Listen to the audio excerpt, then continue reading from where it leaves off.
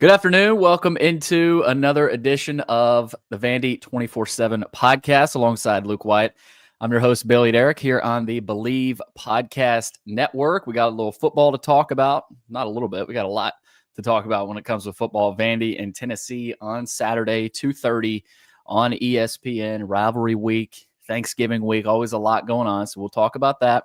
We've also got a basketball game to get into. Vandy just held on late against Western Kentucky, 83 to 78. So we'll get into that. We'll get into your mailbag questions as well. And then we'll get to some of your live chat questions also. So looking forward to that. Still got time to roll in some mailbag questions if you didn't get any in. So feel free to do that. Do want to tell you first about a couple of our sponsors before we get into today's show. First off, our football sponsor, Joe Bulovas over at Bulovas Wealth Management of Raymond James. There's one thing we all share, that our lives are all unique. Obviously, busy time of year with the holidays at Raymond James. They believe that's worth celebrating because financial planning isn't just about numbers and figures. It's about creating the life that you envision. So whether you're building a future or preparing for retirement, Joe Bulovas can help guide you each step of the way, all while following a plan that is uniquely yours. That's life well planned. To learn more, call financial advisor Joe Bulovas, 615-645-6742. Raymond James Associates Incorporated, member New York Stock Exchange, SIPC. You can log on to his website, also raymondjames.com/Bulovas Wealth Management. Also, FanDuel, rivalry week, all kinds of bets you can place this weekend. Vanderbilt is a 2.5-point underdog in Knoxville. And Luke, the over-under 64.5 right now. I would take that over. If I were you guys. And I mean, forget about the cold too. I mean, I know it's going to be colder, but it could be a lot of points on Saturday. So we'll see what happens. But again, if you want to head on over to FanDuel, place a little bit of money on the Vanderbilt side of things, head over there to do that. Also, our basketball coverage, we'll get to some basketball today, brought to you by the Wash House. If you're dreading laundry day, or if it's stealing time to do the things that you truly enjoy, well, let the laundry professionals at the Wash House take care of that for you. They got 2 locations in Nashville. Just drop off your dirty laundry, and their professional attendants will return it to you with the one thing you can never have enough of, your time. Within 24 hours, you can pick up your nicely folded, fresh, and clean laundry ready to be put away. Log on to washhouseclean.com or stop in today and get your time back. Luke, what's going on, my man? A little hoops. Just got through watching it, trying to absorb all of that. It wasn't our best effort, but it was a win. That's all you care about when you're in those tournaments, just to survive and advance. Got to play better, though, tomorrow if you plan on continuing to win in that thing. Yeah, you're right. Vandy beats Western Kentucky 83 to 78. Duke Miles, 28 points. He was 4 of 7 from 3. He made all 12 free throws. Vanderbilt from the free throw line, 26 of 37. So they got to the line a good bit. So did Western Kentucky. It was a little bit of a ref show in that game. Called a lot of ticky-tack fouls. Devin McLaughlin also had 22 points.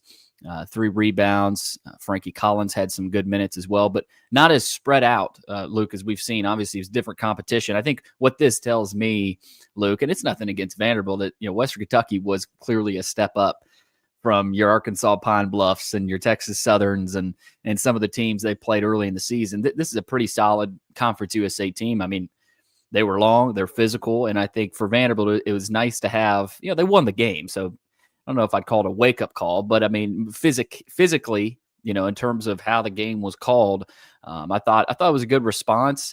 But now, like you said, you either play South Florida or VCU, and they're both top 80, I want to say, in KenPom. Western Kentucky was around 150. So yeah, tomorrow will be, this whole tournament's going to be, a challenge. These tournaments are never easy. But for Vandy to get the win, I think tomorrow we'll learn a lot about them, Luke. Yeah, we today I felt like the officiating really favored Western Kentucky, and I don't mean the calls necessarily. I'm just talking about style of play. I don't think you'll see that, in the SEC, games are called totally different than what was called today. There was a whole lot of pushing underneath it, like you said, ticky-tack fouls. And then, of course, we were our own worst enemy with 17 turnovers. I don't think that's going to happen very often, as good as our guard play usually is. And then Western Kentucky is averaging 5, and they're one of the worst three-point shooting teams, and they hit 8. So there was a point in the game where we were up 15. I felt like we were getting ready to take control of it, and then we had a couple of turnovers, and they hit couple threes. So give Western Kentucky credit, but when you can play your C minus game and still get a win, that's good. Yeah, a weird stat in the game. Vandy forced 17 turnovers on Western Kentucky, but they only had 6 points off of those turnovers. So Western Kentucky did a solid job of getting back on defense. Vandy missed a lot of early bunnies there as well, and I think that's something they'll have to look at. But shot it well from three. Overall from the field, pretty solid as well. They got 15 bench points. So Vanderbilt gets the win over Western Kentucky, 83-78. Again, they'll advance to play the winner of this USF VCU game down in the battle for Atlantis. And Luke, you could see a matchup with St. Mary's in the championship with a rematch there. Obviously, St. Mary's knocking out Vanderbilt of the NCAA tournament last year. But man, this team is they're so much different looking than they were last year. I mean, the depth, the length, and it's a different style of team too. Last year they were forced to play small. I mean, their big was McLaughlin really for the most part at the 5, but him being able to be spelled by Washington and we saw Nicholson with some minutes today, Chandler Bing as well. I mean, their depth is really impressive, and they can shoot it just as well, if not better than they did last year. Well, it's interesting. I think Chandler Bing was either 6th or 7th in minutes, which says a lot for freshmen to be doing that. I'm a little bit surprised by that. I don't know what's happened with Mike James, whether he's not healthy. He didn't get any run at all today. We're 11 deep. I mean, Leverett got a few minutes also. I do think that will pare down as we get closer to conference play, where you're playing maybe 9, 10 at the outside. But there's going to be days, just like today with Duke getting his points and McLaughlin being the 2 top scorers. I think tomorrow will be totally different. Nickel could go off for 15. Tyler Tanner could get 20 tomorrow. That's the great thing about this team. I just think there's a lot of weapons. And today, Harris, Nickel didn't get involved as much as I'd hoped. But Western Kentucky had a lot to do with it. You got to sometimes give the other team credit for playing as hard and as well as they did. That number 12, number 3, and number 30 can play in the SEC. They're really good players. Yeah, Boone, he had an incredible dunk there in that first half. I like real. Yeah, and then Tegan Moore, their best player, he had 24. They had a couple other good shooters. Hafner had 18. So yeah, that's a solid team. Again, I think there's could be some Vanderbilt fans that look at that and I go, man, why are you struggling with Western Kentucky? Well, that's number one. It's a step up from who you've played really for the most part, and they're top half, if not top 5 in that conference USA. So yeah, that's a good point about Nickel had 5, Okereke had a couple. Collins had 8, Harris had 3. Those are guys that have produced this year.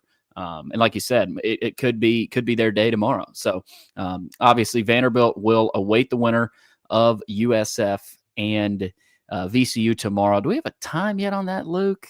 It's we play at noon again tomorrow, or 11 Central. Okay, that plays because of the tournament setup.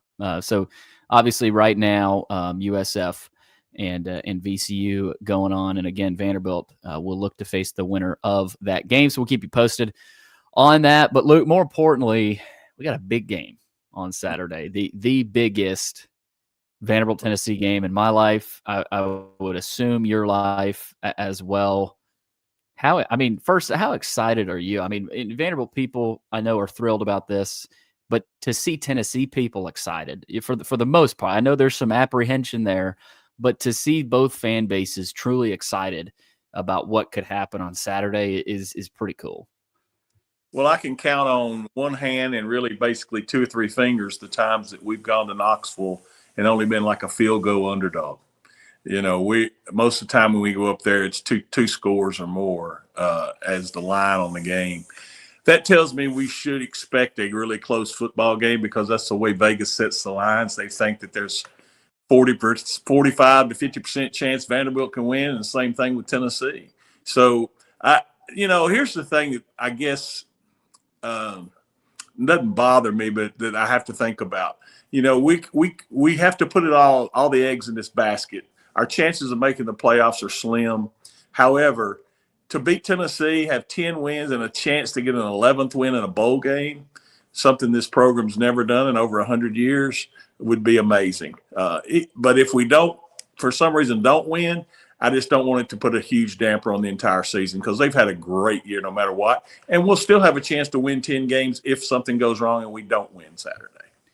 Yeah, how are you looking at this weekend, Luke? Obviously, Vandy's got to get the win, and at this point, it's looking like Vandy's got to win convincingly too to have that chance, to step up in the metrics.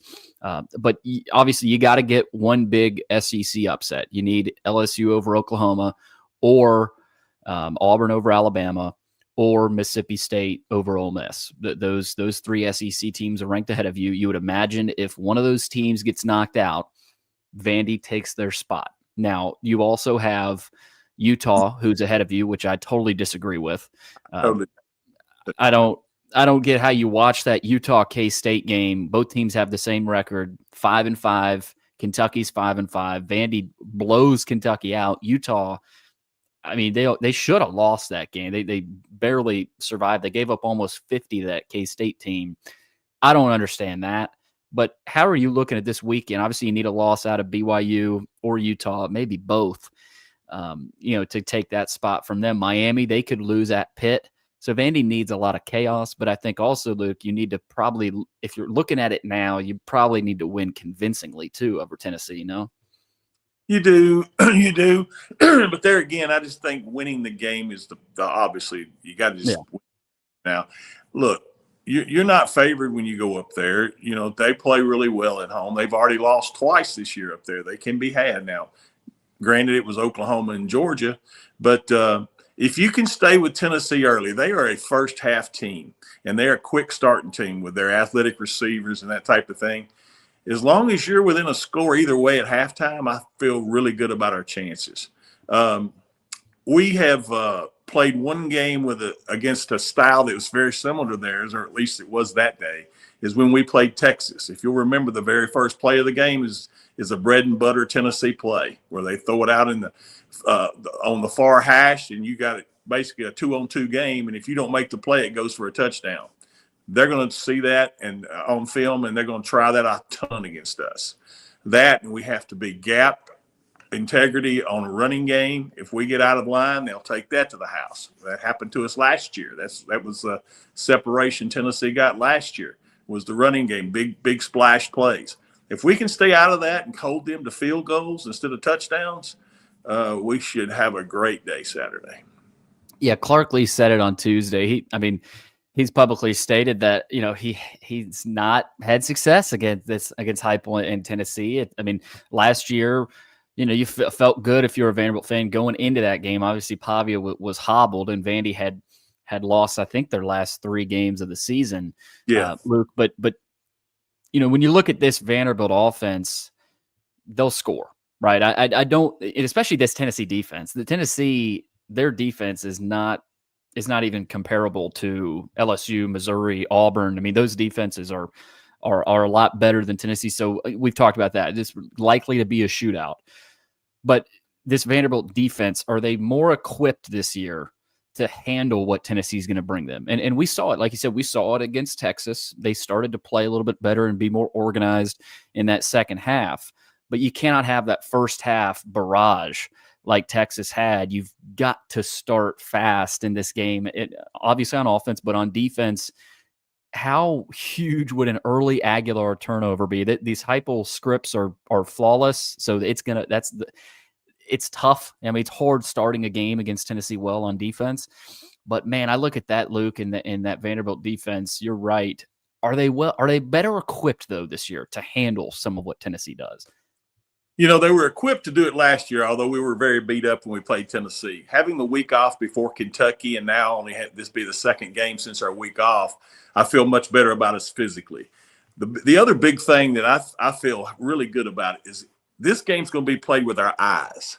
If we are good with our eye discipline, we'll stop what Tennessee's doing. We really will. Now, they're going to get us over the top maybe once or twice, but you can't let that swing the momentum to where you don't stay with your keys and do what you're supposed to do and do your assignment. You don't have to do, and Clark has said this before about in some games, we don't have to be more than what we are. We just have to do what we do well. and that's the eye discipline, because that's where they get you on that outside stuff. If you make the wrong move or a safety comes up and you get the field tilted one way, then they've got the speed. They're gonna take it to the house, or at least have big gash plays. And then you got the atmosphere part of it.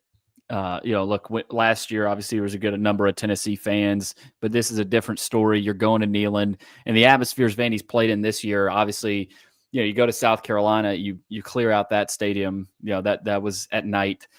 You go to Tuscaloosa. I was on the field there the last 5 minutes of that game. That place was loud, and you could tell that, Vanderbilt was fine. I wouldn't say they were rattled, but I mean, that'll affect any offense when you are playing in an environment like that. Texas kind of was what it was. Vandy was able to come back in that game, obviously, in the second half.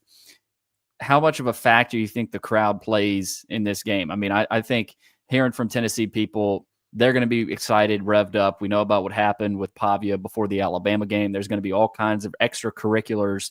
And I can imagine Luke Clark before the game just trying to calm the team down. Don't make it bigger than it is, even though it is huge. They know that. It's a game where you're not going to have to say a whole lot if you're Clark Lee. But I'd imagine just calming them down, easing the moment, and playing mature. He's talked about, this is a mature team. And I think if they just stick to their game and play their game, they'll be fine. You can't let the crowd take over what you're doing. But I mean, look, it's one of the toughest places to play in the country for a reason. I've been up there when they've been engaged, so to speak. The year we beat them 20 years ago, it's actually the anniversary when we beat them with Cutler, when Fulmer was still their coach. It gets loud, but again, I've been at places when we've played against an LSU or at Florida that's just as loud or louder.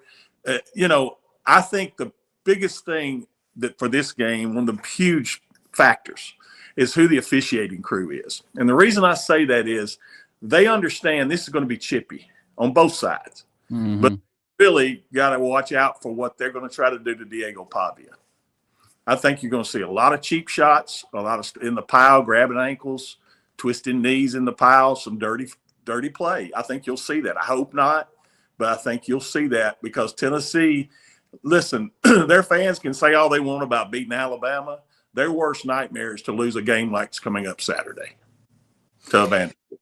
Right. Well, and they want to downplay this game. I don't think a lot of them do. I think there is a level of respect for this Vanderbilt team, but you get on the field, it's going to be ugly. It's going to be nasty. We last time Vandy played in Neyland, we saw Will Shepherd get loose a little bit. I mean, that was basically Vandy versus Tennessee fight. And, Vanderbilt's coaches did a good job but that was a lot of that was because of the officiating. If you call that penalty on Swan, that late hit, none of that happens, but it was because they didn't call that. And if you're Clark, it's a 2-10 Vanderbilt team. So I think it could be interesting, Luke. Vandy's 9-2. They're the team with the pressure on them. And you've heard from other fan bases this year that, they're setting Vandy up, and I mean, the magic story, they want it to continue. I'm like, it is still Vanderbilt, so I'm interested to see that aspect of it, the officiating, like you said, that'll be a huge part of it. One more thing I want to get to before we get to the mailbag, this quarterback matchup. We talk about the teams and how the combined record's 18-5. This could be 9-2 versus 9-2 if Tennessee beats either Georgia or Oklahoma. This would be a hot ticket in Knoxville. But both guys, Joey Aguilar's 24, Pavia 23. That's really cool. And I think Vanderbilt fans, as much as they can't stand Tennessee, it's hard not to like Aguilar, his story. And so I think that's a cool part of this game. And look, the cameras will be on them, on the team moms, whether it's Diego's or Joey's. And there's a piece written about that with Adam Sparks. But that I think is a cool part of this that, and that'll tell the story of the game. If Vandy can force a couple of turnovers on Aguilar, Vandy will have a great shot. But if same thing on the other side, if Tennessee can force a fumble, like Texas did, or pick off Pavia, that could tell a huge story in the game. So which quarterback plays cleaner, Luke, is going to be huge because the possessions are going to feel like gold. No, you're exactly right. And I even think that if we win the toss, we take the ball. Because like you mentioned earlier, Tennessee's very good in the first half of games scoring. That's usually when they do the majority of their scoring is the first quarter. and then they settled into trying to run some clock and use their running game. Scripted drives are the hardest thing to stop. And the thing that Vanderbilt's been able to do that I'm really impressed, and I wasn't sure we could do this, we're no longer, we've always talked about the formula for Vanderbilt was time of possession, few penalties, no turnovers. Well, honestly, that's we can air raid you.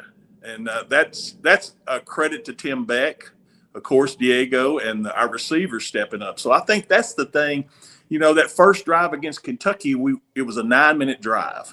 And it was kind of like the quote old Vanderbilt from the first of the year was. But then after that, man, we let it loose.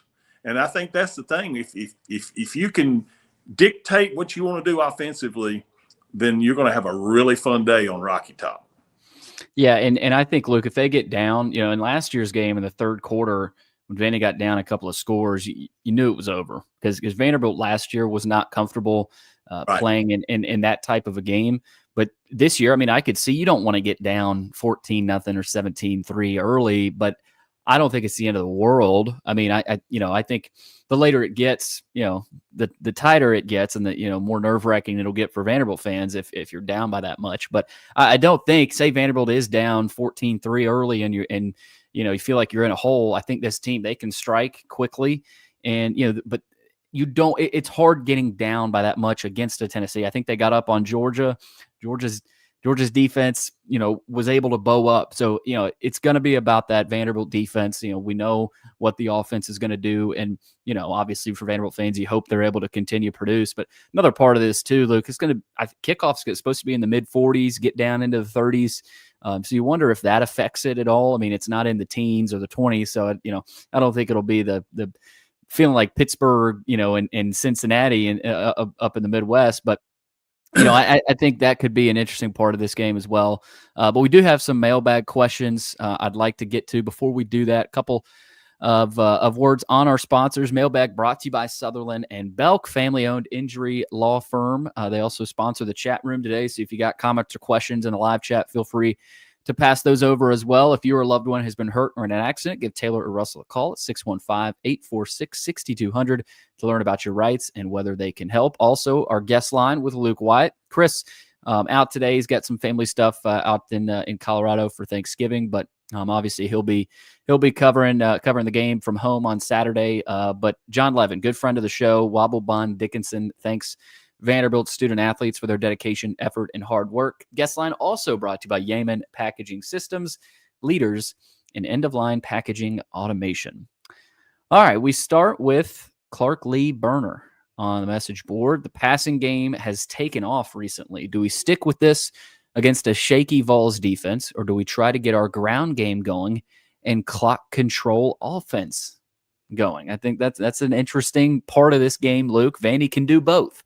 That's what this offense can do, and that's what makes their air raid, whatever you want to call it, up-tempo work, is because they can also have a 10, 12-minute drive like they did to start the Kentucky game, and so they can do both. But it will be interesting to see how much tempo do they do, and then at times do they feel like it'll be the need to slow the game down. Well, there's a couple of guys defensively on Tennessee that you have to account for. The T-Lander kid and the Arian Carter kid are disruptors.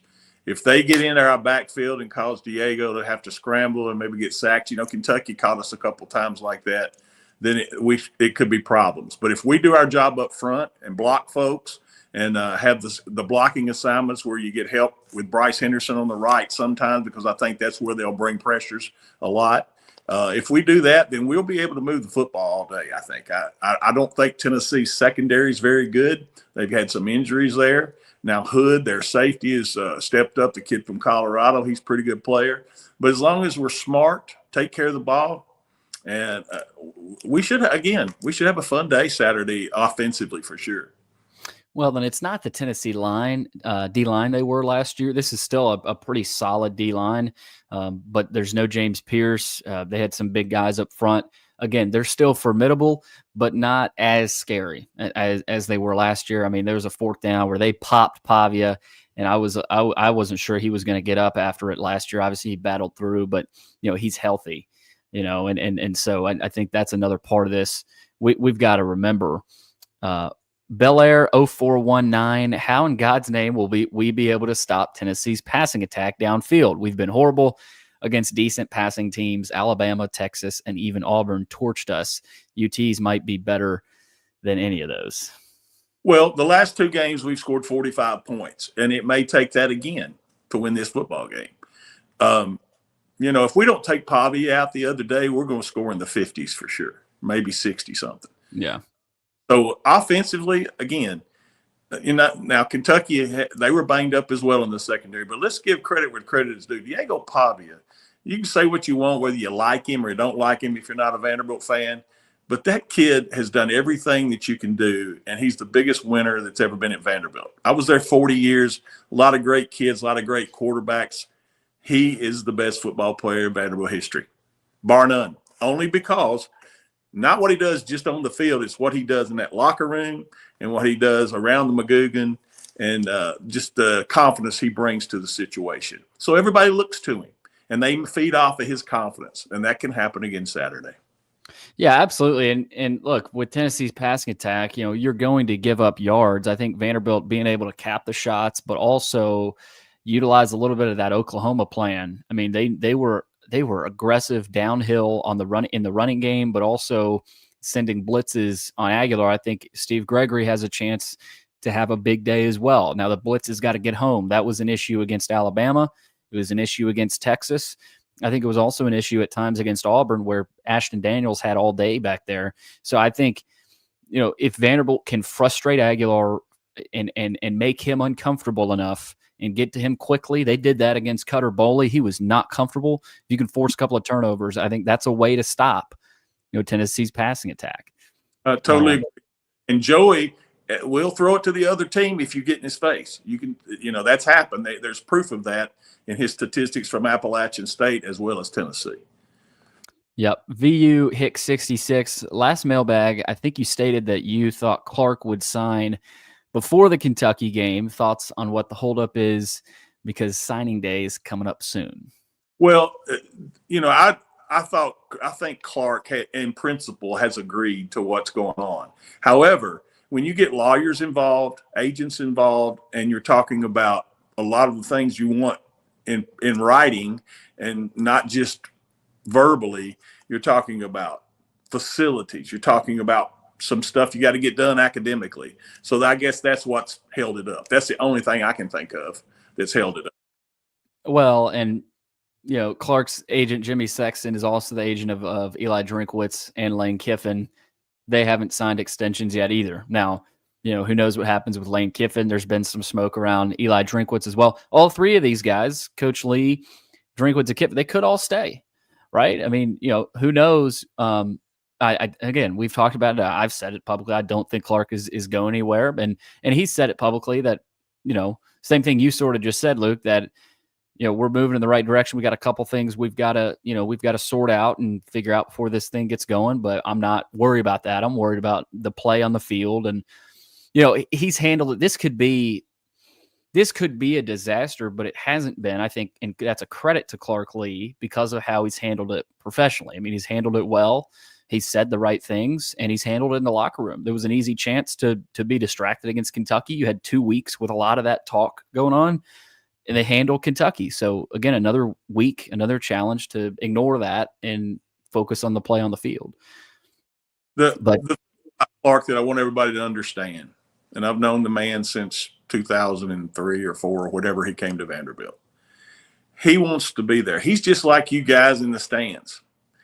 He wants to retire from coaching in 5 to 7 years. He wants to drink a beer and be in the stands with us. That's who he is. He loves this place.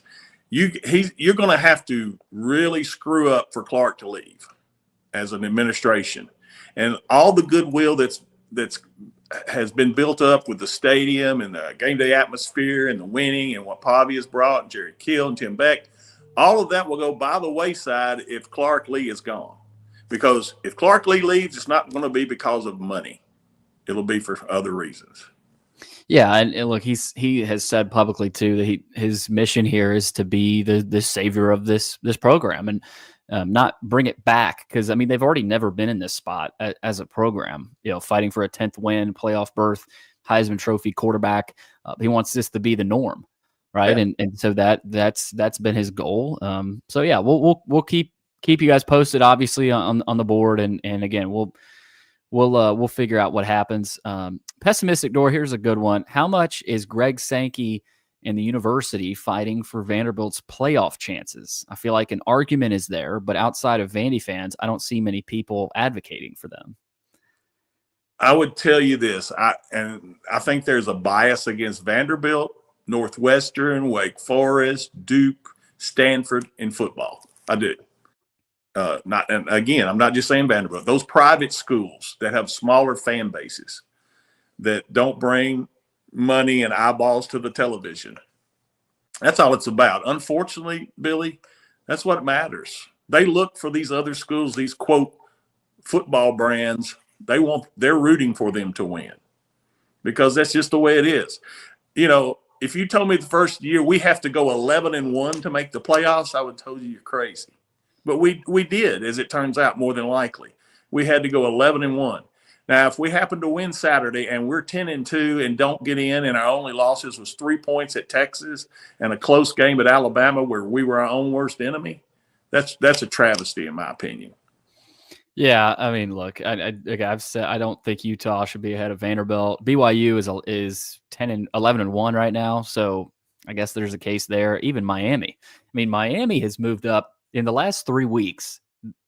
They have moved up, I want to say 8 spots, and they haven't beaten anybody. Vandy had a bye, and Vandy hasn't moved. I mean, so I think if you beat Tennessee, whether it's handily or not, you get one of those SEC upsets. You have a loss there from Utah. You jump them. Miami loses to Pitt. Who knows? But if it's meant to be, Luke, it'll have sort of thing. Like I think if you beat, if this is a truly magical season, I think it'll happen. It already is a magical season, but like you said, the money plays a factor, right? The attendance, and even though you got Pavia, and you're not Miami. You're not Alabama, and so there's a little bit of an edge there. Let's see here. I thought we had another one. I guess no, that was just a comment. Let's see. Yeah, okay. There was a follow-up. Denver Door, who in general is advocating for Vanderbilt. That's the other side of it. It's not like if this was Alabama. If an Alabama team was 10-2 right now, or 9-2, and they beat Auburn on the road, same thing. Then they're in. I mean, their wins are a little bit different than Vandy's, but that's the other part of it. We got a comment here from Golfer 4 through 5. It feels like we're getting screwed. The most ridiculous thing is that we stayed at 14 over the likes of Utah. Yeah, agree. It is what it is. But Luke, this game, I know we're going not as long just because it's the Thanksgiving week. Want to kind of get in and out. Obviously, 2:30 kickoff at Neyland. We know it's going to be high scoring. We know both quarterbacks are going to put up numbers, right? I mean, I can't imagine Pavia going out, poor with a poor performance. His last regular season college game, and same sort of thing with Aguilar. We'll see. He could be back next year, but that's a good player. The defenses are similar. The kicking game, you'd think Vanderbilt has the advantage. It could come down to that. I mean, Max Gilbert has missed some big kicks. Brock Taylor has only missed one, if I'm not mistaken, and he's a Knoxville kid. He'll be chomping at the bit to have a shot at his moment. What do you think is the differentiator in this game? Because there are some similarities between both these teams. The crowd, of course, will play a factor, but what are a couple of X factor differentiator factors that you think will tell a story of this game? The obvious one is turnovers. Whoever can stay away from turnovers.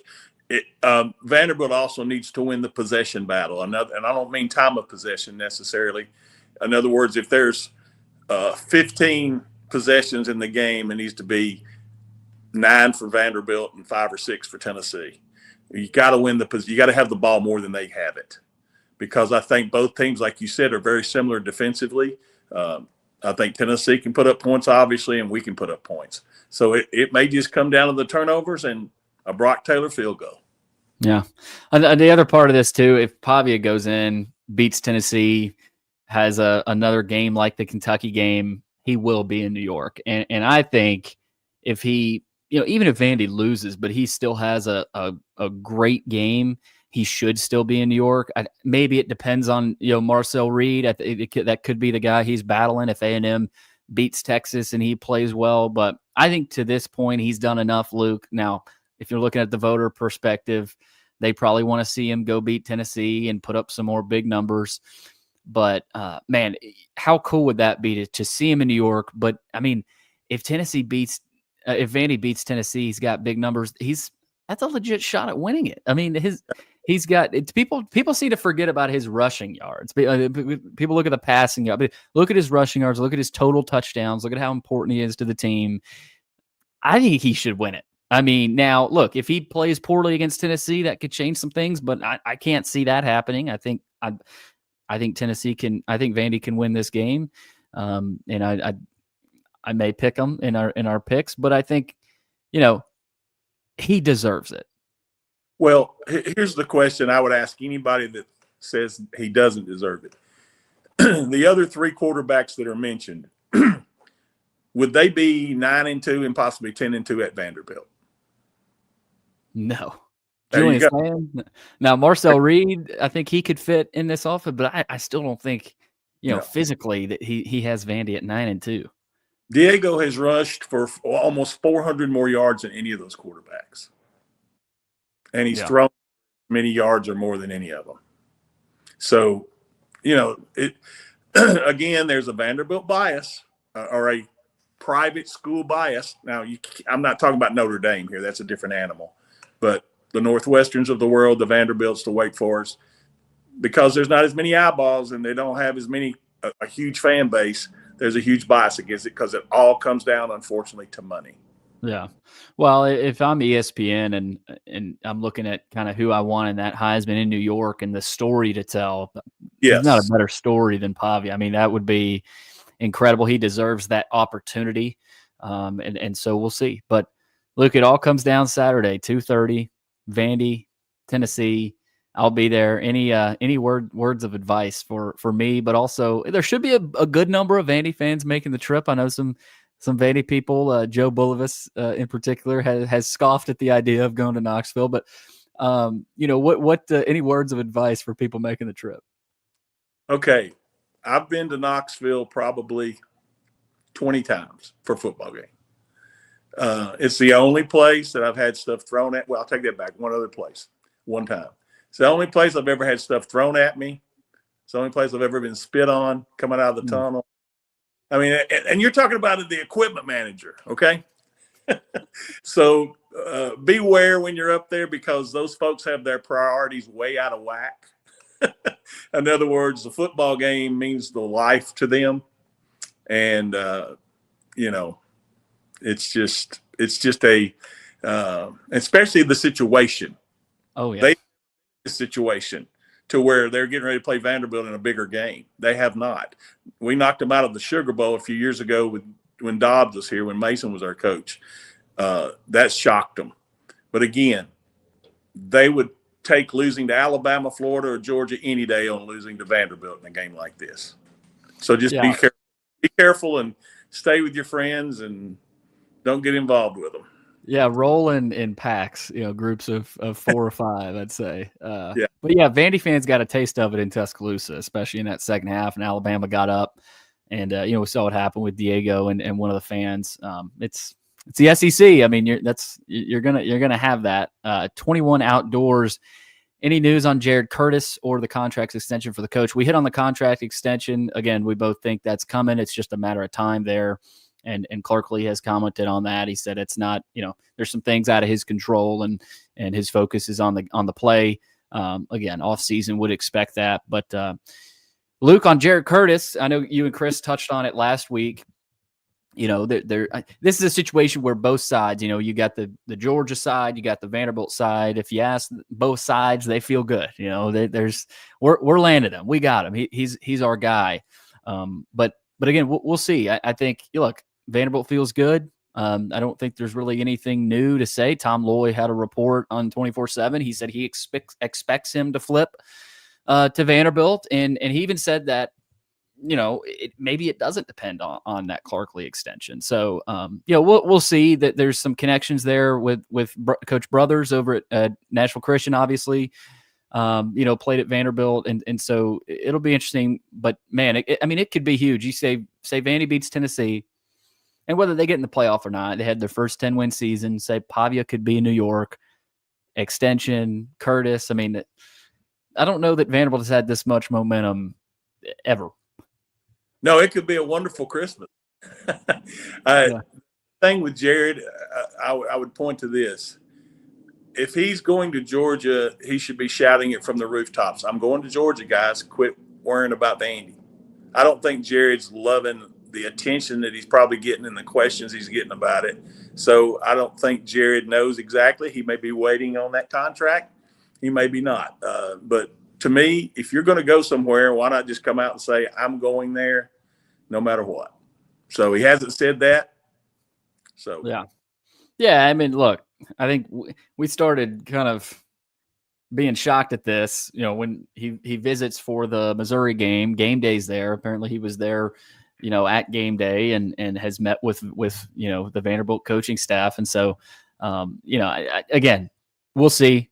We don't know. I think the focus, and it is kind of a shame that we're talking about the extension, we're talking about a potential fight. We got the biggest game in the history of this program coming up. Same sort of thing with Lane Kiffin and Ole Miss. They're talking all about Kiffin and they've got an Egg Bowl to win. And if they don't win that and say Kiffin bolts, that could be a chance, for Vanderbilt to take that spot. So that still a ton to happen. It's insane how much could happen this weekend, Luke. It should be. Friday's a great day. Saturday's going to be big. This could be an explosive weekend of football. Really could be. I'm ready for it. It's going to be fun. So we'll see what happens. Obviously, Vandy, Tennessee at 2:30 on Saturday. We got all kinds of content. We've got preview videos coming out. We'll release one tomorrow. We got a pregame show Friday. I know Chris will be going on with Seabass. Seabass wants to get some words in before this one as well. But Luke, appreciate the time. Enjoy your Thanksgiving, my man, and enjoy time with family. Don't eat too much. I know I will, but it'll be fun, and appreciate you taking the time. Thanks, Billy. Have a great one, buddy. That's Luke Wyatt. I'm Billy Derrick for everybody at Vandy 24/7. Happy Thanksgiving. And again, subscribe to our YouTube channel, like this video, fire away with any of your comments whenever we go live, and go subscribe to Vandy247.com. We'll have all kinds of content coming up the next few days. For Luke Wyatt, I'm Billy Derrick, saying so long for another episode of Vandy 24/7.